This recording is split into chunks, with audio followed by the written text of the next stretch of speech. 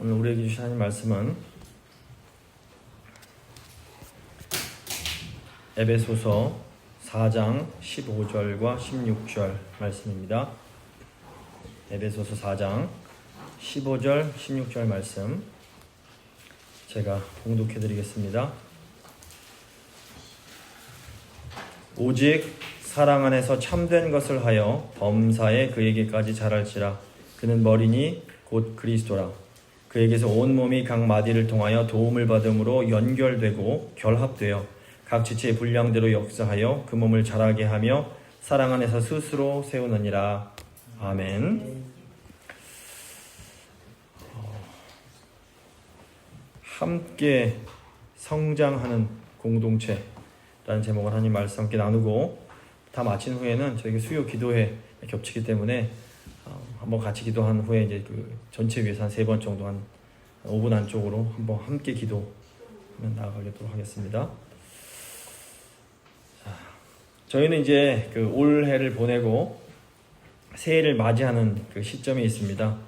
시간이 너무 빨리 하지만 굉장히 조용하게 흐른 것 같습니다.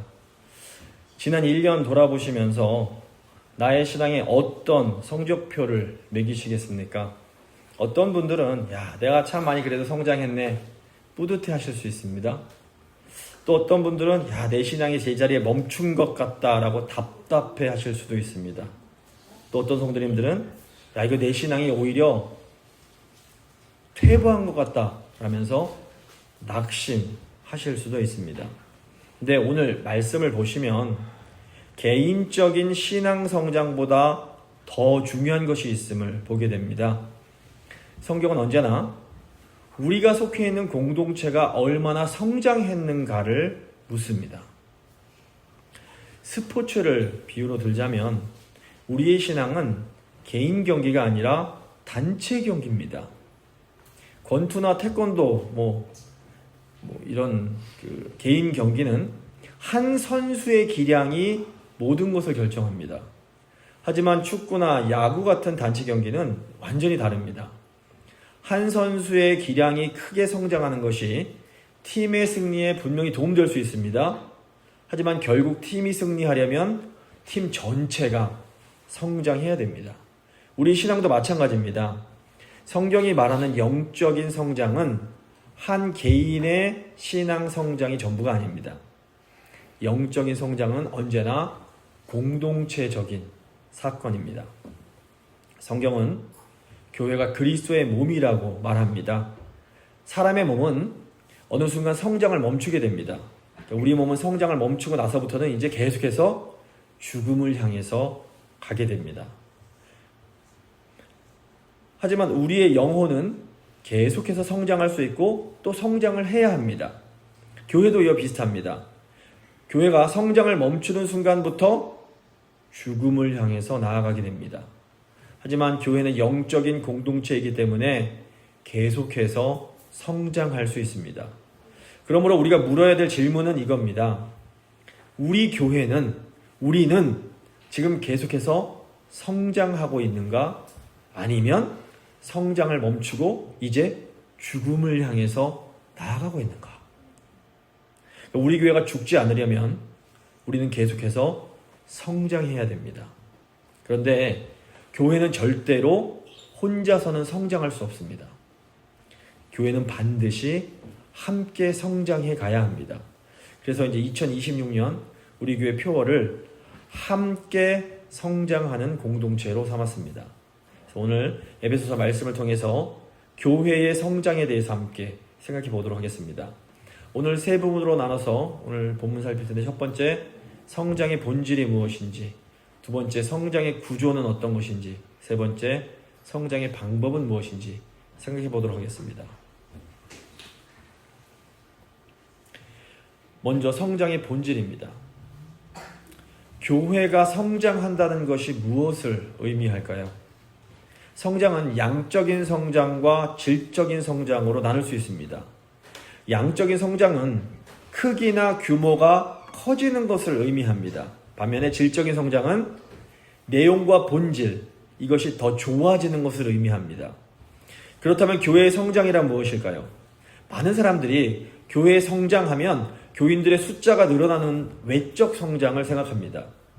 하지만 단순히 교인 수가 늘어난다고 다 성장은 아닐 수 있습니다. 가령 50kg 되던 사람이 살이 쪄서 100kg가 되면 크기가 2배로 늘어난 겁니다.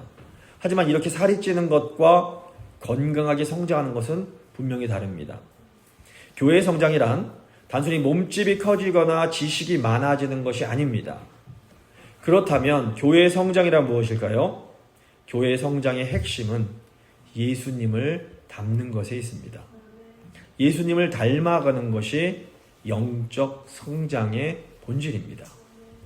15절 말씀 보시면 범사에 그에게까지 자랄지라 명령합니다. 영적으로 성장한다라는 것은 우리 예수님처럼 생각하고 예수님처럼 살고 또 예수님처럼 죽게 되는 것입니다. 빌립보서 2장은 영적 성장의 내용을 잘 설명합니다. 빌립보서 2장 5절부터 8절을 보시면 너희 안에 이 마음을 품으라 곧 그리스도 예수의 마음이니 그는 근본 하나님의 본체시나 하나님과 동등됨을 취할 것으로 여기지 아니하시고 오히려 자기를 비워 종의 형체를 가지사 사람들과 같이 되셨고 사람의 모양으로 나타나사 자기를 낮추시고 죽기까지 복종하셨으니 곧 십자가에 죽으심이라. 첫째로 영적인 성장은 마음의 변화에서 시작이 됩니다. 예수님처럼 되는 것의 첫 번째는 예수님의 마음을 품는 겁니다. 예수님은 하나님과 동등됨 취할 것으로 여기지 않으셨습니다. 그래서 예수님처럼 된다라는 것은 마땅히 내가 누릴 수 있는 권리를 주장하지 않고 내려놓는 겁니다. 자, 보십시오. 내가 나이가 더 많은데 어른 대접 받아야 마땅한 거 아닌가? 이런 생각을 내려놓는 것이 성장입니다. 도리어 내가 어른이니까 더 배려하고 더 참아주고 더 용납해줘야지 생각하는 이것이 성장입니다. 예수님께서는 내 원대로 마옵시고 아버지의 원대로 되기를 원하나이다 기도하셨습니다. 그래서 나의 뜻, 나의 계획, 나의 고집이 꺾이고 하나님의 뜻에 납작 엎드리는 것이 영적으로 성장하는 겁니다. 예수님은 가장 높은 곳에서 가장 낮은 말구유로 오셨습니다. 그래서 내가 높아지려고 하지 않고 다른 사람을 나보다 더 낮게 여기는 마음이 예수님을 닮은 마음입니다. 누군가 나를 무시하는 것처럼 느껴질 때 욱하는 마음이 드는 대신 예수님의 낮아지심을 생각하면서 가만히 침묵할 수 있다면 우리는 예수님을 닮아가고 있는 겁니다. 영적 성장은 이처럼 우리의 마음의 변화에서 시작이 됩니다. 둘째로 이 영적인 성장은 예수님의 삶을 살아가는 겁니다. 예수님의 성품은 관념이 아니라 실제적인 삶의 행동으로 나타났습니다. 예수님의 발걸음은 늘 저 낮은 곳으로 향해 가셨습니다. 예수님께서는 인자가 온 것은 섬김을 받으려 함이 아니라 도리어 섬기려 하고 라고 말씀하십니다.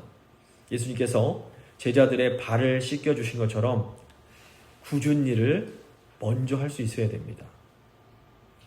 예수님께서는 당시 사람들이 혐오하던 세리, 창기, 문둥병자와 식탁을 함께 하셨습니다. 나와 기질이 맞지 않는 사람, 나랑 수준이 안 맞는다고 생각하는 사람에게 먼저 다가가서 친구가 되어주는 것이 예수님을 닮는 겁니다. 예수님께서는 길을 잃은 무리를 보시고 불쌍히 여기사 눈물을 흘리셨습니다. 그래서 타인의 고통을 보면서 아파하는 공감 능력이 커지는 것이 영적으로 성장하는 겁니다. 그래서 예수님처럼 된다라는 것은 대접받는 자리에 앉는 것이 불편해지고 오히려 섬기는 자리가 편안해지는 것을 의미합니다. 셋째로 영적인 성장은 예수님의 죽음을 따르는 겁니다. 예수님을 닮는 것의 절정이 십자가를 지는 겁니다. 그래서 억울하고 고통을 처리하는 방식에서 예수님의 모습이 드러납니다. 예수님께서는 십자가 앞에서 마치 털 깎는 자의 그 앞에 있는 양처럼 아주 잠잠하셨습니다. 그래서 억울한 일을 당했을 때 나를 변호하려고 애쓰기보다 하나님께 맡기고 침묵하는 능력이 바로 영적인 성숙입니다. 예수님께서는 자기를 못 박는 자들을 향해서 아버지, 저들을 사하여 주십시오. 기도하셨습니다. 그래서 도저히 용서할 수 없는 사람을 용서하는 것. 이건 인간의 본성을 거스르는 하나님의 성품, 예수님의 성품이라고 할 수 있습니다. 그래서 우리가 가장 예수님을 많이 닮을 수 있는 순간은 바로 누군가를 용서할 때입니다. 나에게 상처 준 사람을 위해서 기도하기 시작하고 악을 악으로 갚지 않고 도리어 복을 빌어주는 것이 예수님처럼 되는 가장 확실한 증거입니다. 예수님은 죄인을 위하여 목숨을 버리셨습니다. 예수님을 닮는다라는 것은 그냥 막연하게 착해지는 게 아닙니다. 예수님처럼 되는 것은 내가 마땅히 누릴 수 있는 권리를 포기하고 높아질 수 있음에도 낮은 곳에서 섬기고 복수할 수 있는 힘이 있어도 기꺼이 용서하는 겁니다. 그래서 예수님을 닮은 사람은 이 공동체를 위해서 나의 이익, 나의 시간, 나의 자존심을 손해보는 것을 기뻐합니다. 교회가 성장한다라는 것은 우리가 점점 더 예수님을 닮아가는 겁니다. 새해에는 저희가 좀 더 예수님을 닮아갈 수 있기를 바랍니다. 두 번째, 성장의 구조입니다. 우리가 영적으로 성장하려면 반드시 공동체가 필요합니다. 예수님을 닮아가는 이 거룩한 목표는 절대로 혼자 힘으로는 이룰 수 없습니다. 본문 16절 보시면 온 몸이 각 마디를 통하여 도움을 받으며 연결되고 결합되어 라고 말씀합니다. 하나님께서는 우리를 서로 이렇게 연결된 존재로 부르셨습니다. 우리는 서로 연결되고 서로를 통해서 성장하게 됩니다. 그러니까 서로 부대끼면서 다듬어지는 과정. 이것이 성경이 말하는 진짜 성장입니다. 왜 우리가 하필 꼭 함께 성장해야만 하는 것일까요? 무엇보다 혼자 하는 신앙은 굉장히 위험합니다. 혼자 신앙생활을 하면 편안할 수는 있습니다. 하지만 혼자 하는 신앙은 반드시 왜곡될 수밖에 없습니다. 혼자 신앙생활 하는 사람은 나한테 좋은 거, 편한 것만 취합니다. 나한테 위로되는 말씀만 찾아서 듣고 나를 찌르는 말씀은 피하게 됩니다. 결국 이런 신앙은 나를 진정으로 변화시키는 능력이 되지 못합니다. 개인주의적인 신앙은 나의 삶을 변명하는 자기 합리화의 도구로 전락하게 됩니다. 하나님께서는 말씀으로 우리에게 진리를 알게 하십니다. 하지만 우리가 머리로 진리를 깨달았다고 해서 우리의 성품까지 변하지는 않습니다. 실제적인 성품의 변화는 대부분 사람을 통해서 이루어집니다. 하나님께서는 우리를 나와 기질이 전혀 다른 사람, 내 뜻을 이해해주지 않는 사람, 나를 기다려주지 않는 사람과 함께 지내게 하십니다. 하나님은 바로 그 불편한 관계 속에 우리를 두심으로 겸손을 배우게 하시고 인내를 연습하게 하시고 사랑을 훈련시키십니다. 불편한 관계가 인격을 빚어냅니다. 꼭 기억하십시오. 인격은 불편한 관계에서 자라납니다. 하나님은 가정과 교회를 통해서 우리를 영적으로 성장하게 하십니다. 가정은 우리가 영적으로 성장할 수 있는 정말 최고의 공동체입니다. 성경적으로 결혼은 두 나무 토막을 본드로 완전히 붙여버린 것과 같습니다. 이것이 성경이 가르치는 결혼이라는 언약의 관계입니다. 부부가 완전히 하나로 붙었기 때문에 이게 떨어질 수가 없는 겁니다. 자, 이제 어떻게 해야 됩니까? 생존하려면 서로 맞춰가는 걸 배워야만 되는 겁니다. 저도 젊은 시절에는 성격이 지독하게 강하고 고집이 셌습니다. 요즘 제 아들들, 이제 큰 놈들을 보면서 제 어린 시절이 자꾸 떠올라서 많이 반성을 하고 있습니다. 근데 결혼을 하고 나서 제가 제 성격대로 살 수 없다는 것을 깨닫게 됩니다. 제 고집대로 살면 아내가 너무 불행할 것이고 아내가 불행하면 저도 결코 행복할 수가 없기 때문입니다. 결국 저는 아내에게 저를 맞추는 것이 하나님의 뜻이라는 것을 인정하고 받아들였습니다. 그때부터 제 삶에 진정한 영적 성장이 시작된 것 같습니다. 영적 성장의 과정에는 엄청난 자기 부인의 고통이 있습니다.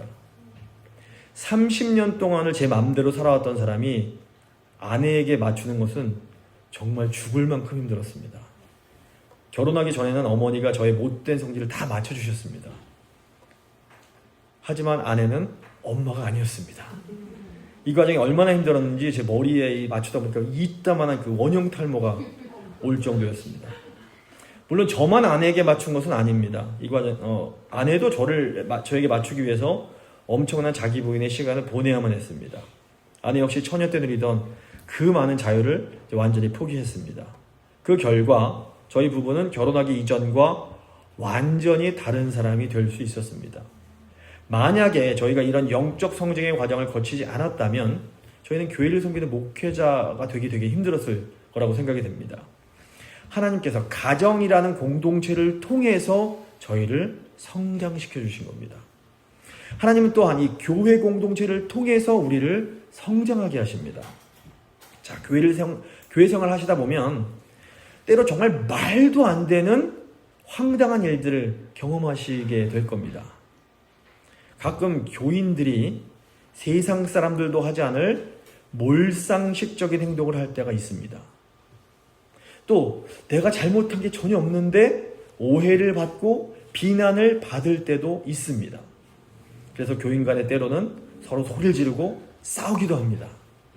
물론 교인 간에 서로 싸우는 것은 굉장히 괴롭고 슬픈 일이긴 합니다. 하지만 교회는 완벽하게 거룩한 성자들이 모이는 곳이 아니라 불완전한 죄인들이 모이는 곳임을 잊어서는 안 됩니다. 성경을 보셔도 하나님 백성들이 온갖 이상한 짓들을 많이 합니다.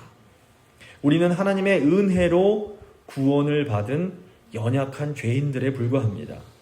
하나님께서 이런 우리를 이 공동체 안에 집어넣으셔서 성장하게 하시는 겁니다. 제가 아이들을 길러보니까 이 형제들 중에서도 유독 성격이 안 맞는 애들이 있습니다. 완전히 다른 두 형제가 붙어있다 보면 계속해서 갈등이 일어납니다. 근데 또 형제라서 떨어져 지낼 수도 없는 겁니다. 근데 아이들이 계속 이렇게 성장하다 보면서 조금씩 서로 양보하는 법도 배우고 무엇보다 용납하고 용서하는 법을 배워가게 되는 겁니다. 교회도 마찬가지입니다. 우리도 교회 안에서 이 불편한 사람들, 힘든 사람들을 대하면서 영적으로 성숙해지게 됩니다. 나와 다른 교인들과 함께 지내면서 조금씩 양보하는 법을 배우고 용납하고 용서하는 법을 배우게 됩니다. 우리 모두는 사실 부족한 사람들입니다. 근데 우리 예수님께서 제자들이 부족한 걸 모르셨을까요? 예수님은 그 누구보다 제자들의 약점을 잘 알고 계셨습니다.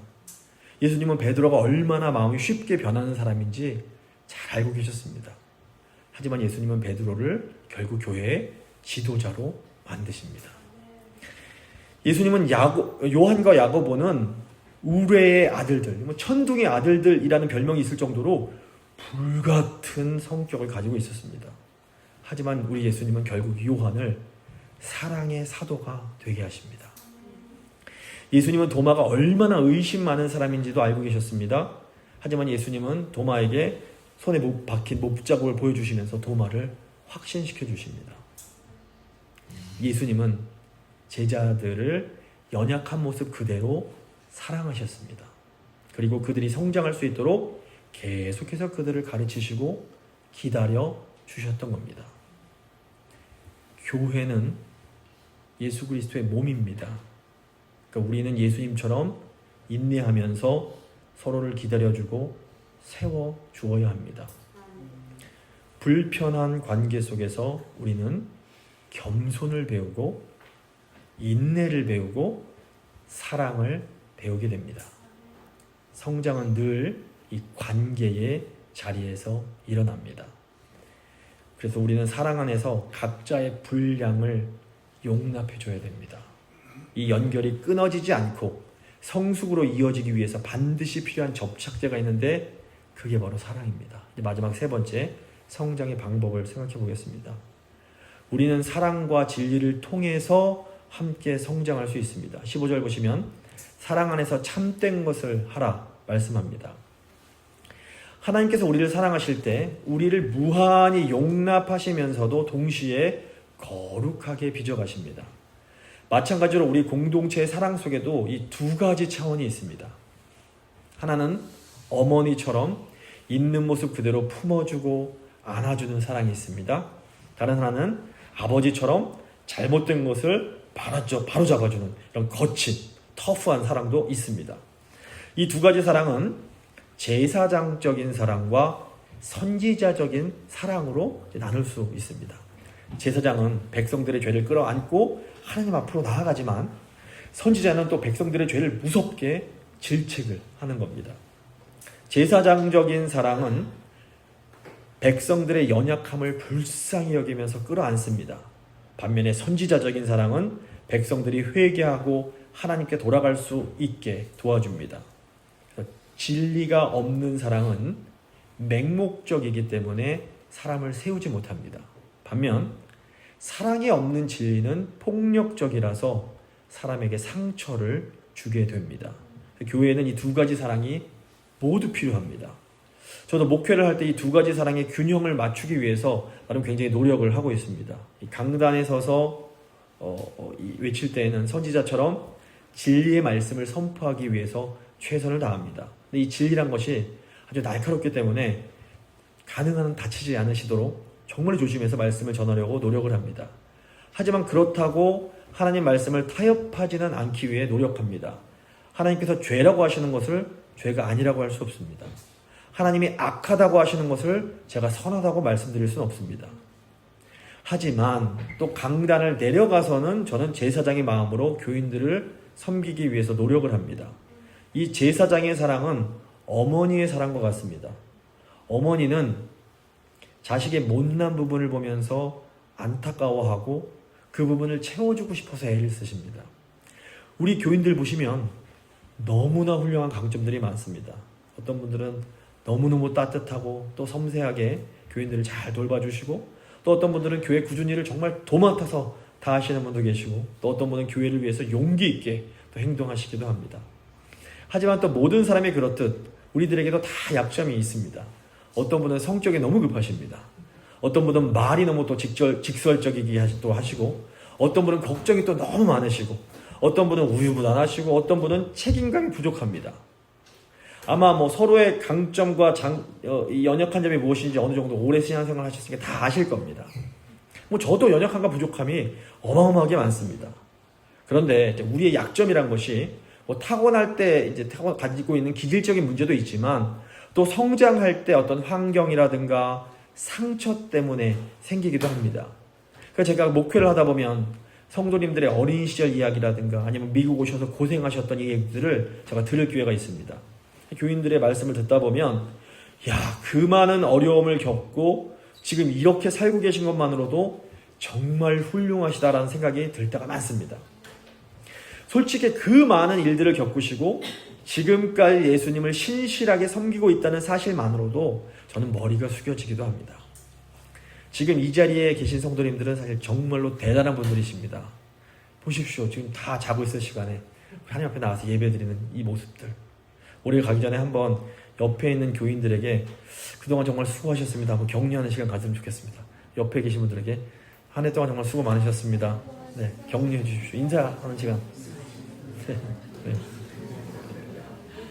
정말 수고들 많으셨습니다. 교회 섬기시고 장로님부터 저기 쭉 권사님, 사모님, 저희 애기들까지 정말 한 해 동안 너무 수고들 많으셨고 하나님이 너무너무 기뻐하실 줄 믿습니다. 하나님께서 놀라운 은혜로 우리들을 지금 이 자리까지 인도해 주셨습니다.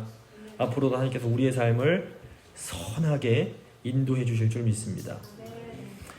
하지만 그렇다 해도 우리가 주님 만날 때까지 우리의 연약함들, 부족한 모습들 이런 게 완전히 사라지진 않을 겁니다. 아마 아실 겁니다. 어떻게 하면 좋을까요? 우리가 사랑받고 지지받고 격려를 받으면 우리 연약함이 점점 줄어들게 됩니다. 물론 또 위기가 닥치면 우리의 옛 기억이 떠오르고 옛 상처가 떠오르면서 나쁜 습관들이 다시 살아날 수도 있습니다. 하지만 그땐 또다시 우리가 주님 앞에 나아가서 회개하고 다시 일어서서 또다시 새롭게 시작하면 됩니다. 이 송구영신 예배는 우리가 연약한 실수를 하나님 앞에 회개하고 다시 새롭게 시작할 수 있는 정말 1년 중 최고의 기회입니다. 오늘 잘 오셨습니다. 16절 보시면 각 지체의 분량대로 역사하여 라고 말씀합니다. 우리 모두가 다 똑같은 속도로 잘할 수는 없습니다. 어떤 지체는 빠르게 달리고 어떤 지체는 천천히 걷고 또 어떤 지체는 자주 넘어집니다. 교회는 우리의 각자의 분량을 이해하고 기다려주는 곳입니다. 우리는 각자의 속도, 각자의 분량, 각자의 크기를 기다릴 수 있어야 됩니다. 건강한 공동체는 이 속도의 차이를 비교하지 않고 기다림으로 채워갑니다. 넌 왜 못 따라와? 이게 아니라 늦게 오는구나. 기다려주자. 성숙한 성도는 나의 빠름을 자랑하지 않고 타인의 느림을 정죄하지 않습니다. 이것이 16절이 말씀하는 사랑 안에서 스스로 세워가는 비결입니다. 하나님께서 우리의 연약함을 아시고 우리를 계속해서 기다려주십니다. 우리도 서로의 연약함을 받아주고 기다리면서 계속해서 함께 성장해 가야 합니다. 다가오는 새해 사랑 안에서 함께 성장하는 우리 교회가 될 수 있기를 바랍니다. 말씀을 마무리 짓도록 하겠습니다. 영적 성장의 핵심은 예수님을 닮는 겁니다. 영적의 성장에는 반드시 공동체가 필요합니다. 우리는 오직 사랑 안에서 영적으로 성장할 수 있습니다. 우리는 완성된 공동체가 아닙니다. 하지만 함께 성장해가는 공동체가 될 수는 있습니다. 새해에 우리가 올해보다 더 성숙한 공동체, 올해보다 더 서로를 이해해주는 공동체, 올해보다 더 그리스도를 닮아가는 공동체가 될 수 있기를 간절히 소망합니다. 이제 잠시 말씀 생각하시면서 하나님 가정과 교회를 축복하면서 올 한 해 돌아보시면서 마음의 기도 드리시겠다. 주님, 제가 주님 닮기 원합니다. 제가 이 공동체를 더 사랑하기 원하고 공동체와 함께 성장하기 원합니다. 한번 마음 담아서 함께 한번 기도하도록 하겠습니다.